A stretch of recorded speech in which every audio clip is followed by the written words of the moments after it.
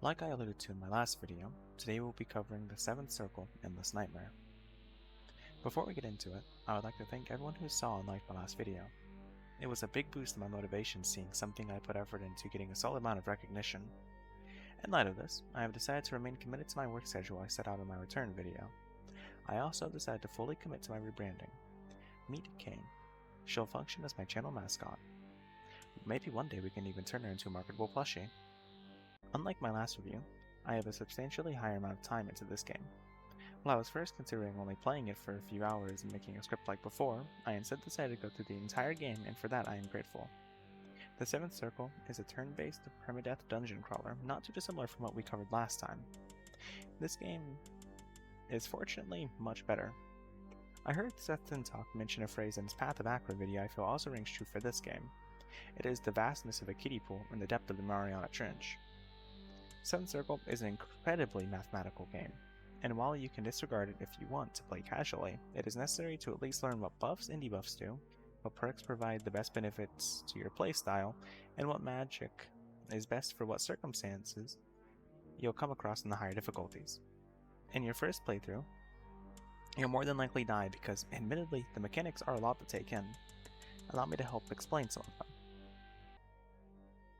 Starting with what you'll come across in the dungeon, you'll most often find enemy encounters, dual orbs, alarm traps which summon 3 enemies to fight, black holes and levers which commonly open the metal gates you find, notes on the walls detailing lost spirit locations or new spell recipes, chests which include a variety of loot, green zones to rest safely inside of, and golden skull challenges which award you a card pull from your deck.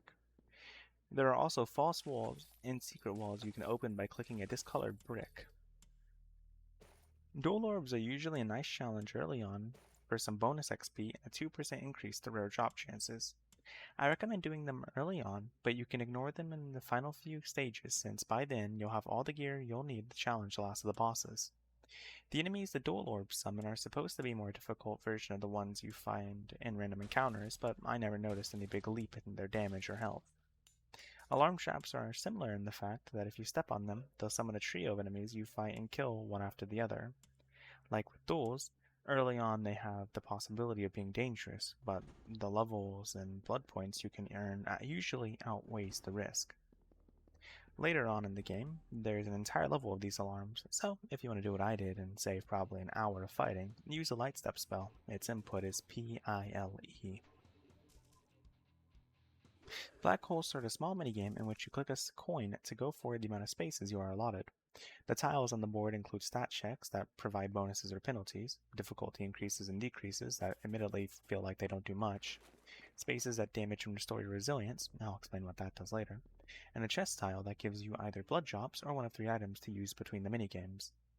The items you can be given are an hourglass, which gives you an additional turn to complete your minigame, a dice to ensure a 6 on your next movement roll, and a medkit which restores your resilience, the stat that allows you to move.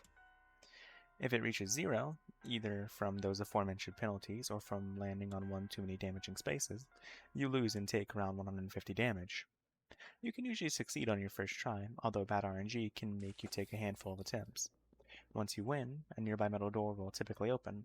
Some doors can be locked by levers, which need to be pulled in order to open them. You can find many things on the walls in the 7th Circle. Levers, fake bricks, but I feel the most important are the notes. The notes, or signs, whichever you'd prefer to call them, tell you one of 2 things. They either tell you the location and moon position of a lost spirit, or they tell you a new recipe for a spell. While in the background you see me annihilating the start enemies with a firebomb and frost ray, there isn't a single bad option when it comes to spells. I'll save the rest of what I have to say about them for later, so let's move on to the spirits.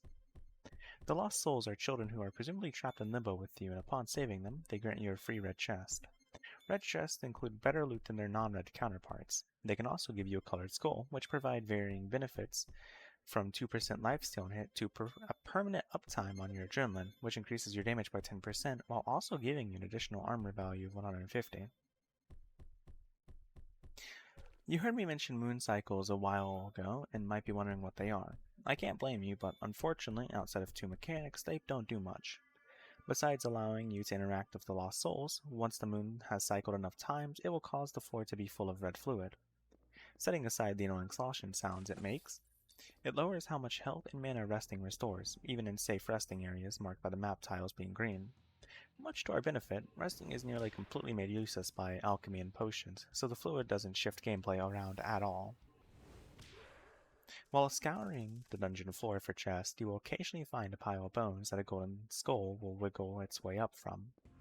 This skull will give you one challenge from a small pool of them. They range from collecting a number of chests without resting to killing a number of enemies with or without magic. On completion of the challenge, you'll receive a card pool from what I think was called your Deck of Doom.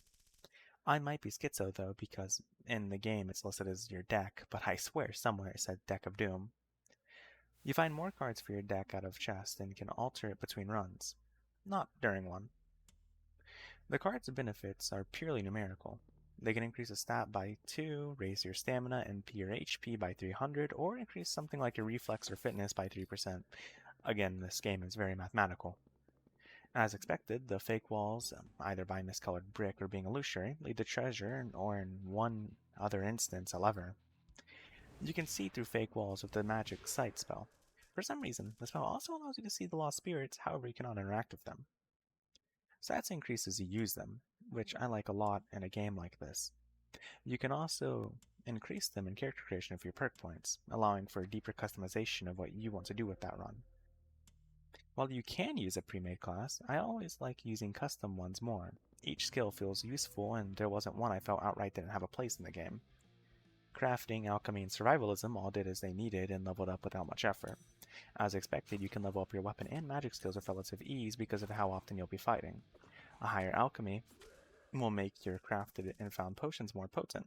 A higher crafting will raise the level of the armor you craft, and a high survivalism will provide more bonuses while you rummage throughout the dungeon. One thing I find humorous of how spells work is if you do not have a high enough level to cast the spell you want to use, it will fail, but still take up the mana you'd otherwise normally consume to cast it. On the topic of spells, spells are the type to cast variety. You can hotkey them from 1 to 9, which helps dampen the irritation of recasting your map for the 40th time because your early onset dementia made you forget which turn to take.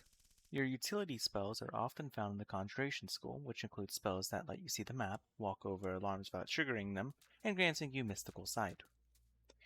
Your healing and non-damaging buffs can be found in the light magic, however it also includes a small number of damaging spells, especially effective against the undead. Black magic specializes in debuffing and crippling your opponents, while also inflicting fairly high damage early game. Elemental magic is as the name suggests. It allows you to sling fireballs, cast freeze ray, summon lightning, and cause volcanoes to erupt and engulf your enemies. Finally, there's necromancy, which felt surprisingly good in my limited use of it. Obviously, you use it to summon minions to fight for you and gang stalk your enemies. Although some provide utility out of combat, like letting you pick a card and buy items for a blood point cost. The melee combat is significantly less visually flashy, but still gets the job done. You have a wide variety of weapons to strike your enemies down with, such as a common sword with high crit chance, a blunt weapon that hits like a train, pole arms with an extra space of range, twin weapons that allow you to strike twice, and fists that allow you to perform the sacred art of throwing hands with your inner demons. Each weapon line unlocks perks the more you use them, which helps elevate something like fists from being a goofy and weak strategy to balky levels of broken. There's also throwing weapons, but in my honest opinion, the majority of low-level spells still completely outshine any thrown weapon, even when it reaches 30, the skill cap. Another two skills that will level up on their own depending on what you use is armor. Honestly, light armor is just better. Turn economy is everything in a game like this, and you'll naturally take less damage if you kill your enemy faster than they kill you. Light armor also gets a fair bit more perks than heavy armor for some reason, only furthering its superiority.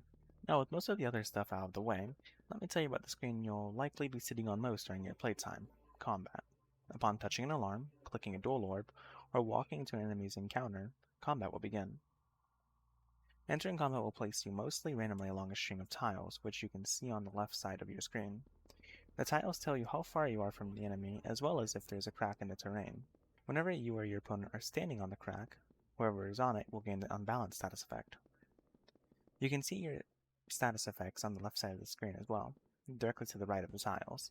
Next to your statuses, you can see the turn order, which lets you know the next two moves after the current one.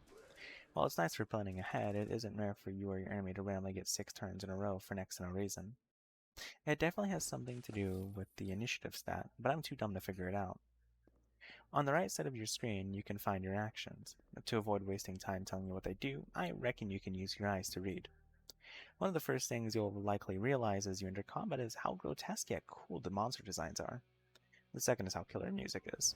This game's OST does it numbers. I just wish it had more tracks.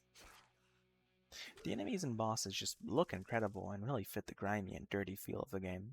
Enemies only have two sprites, their idle and attacking one. Some enemies come in different variations, but the changes are mostly visual, swapping up their resistances, which matter little the further you go into the game. I say that because of my next point. Combat is a blast until you either do too much of it or find out one simple trick. Magic trivializes this game.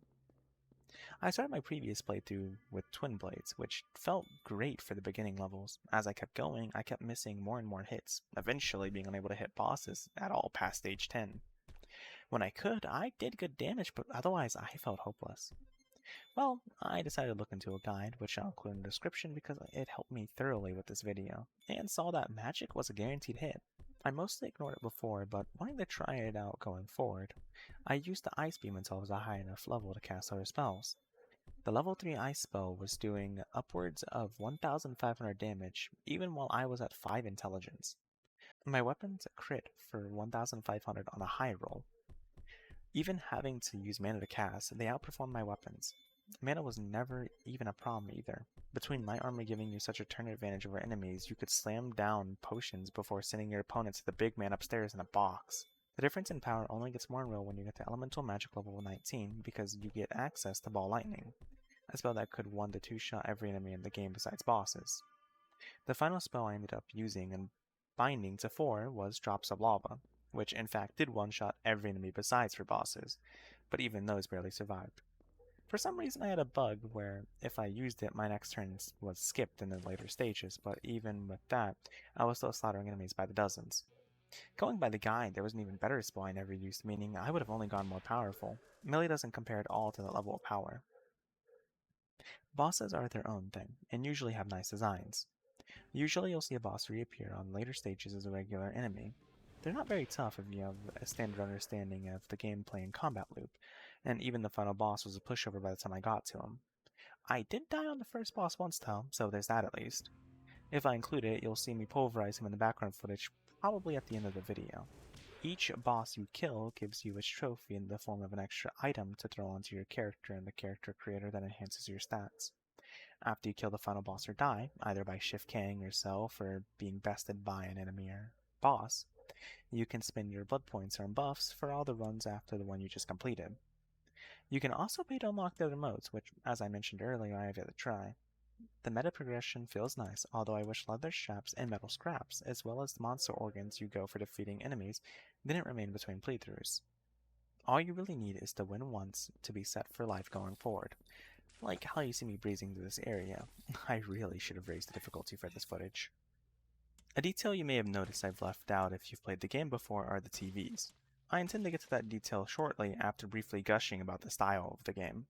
Like Dungeon Scabi, this game isn't very visually impressive, but the style carries it by miles. The music, enemy designs, tile sets, all of them converge into this wonderfully edgy and dark aesthetic. The dungeon colors shift from grays to mossy walls to deep blues to what I imagine the inside of Dahmer's basement looked like, gory reds. Everything just falls into place so nicely, I adore it. One of the game's biggest selling points for me was its unique style, and from the looks of it, its spiritual successor, Inferno Beyond the Seventh Circle, keeps that style but offers a less dungeon feel to the locations in its screenshots. I'm eager to play it and one day add it to my catalog of reviews this channel provides. The level design is also fairly good, excluding a small number of instances. You have the possibility of walking through the twisting tunnels of an anthill, teleporting through labyrinths of portals. Each stage feels unique, although the last few are much more confusing to navigate. Now finally the TVs and the story.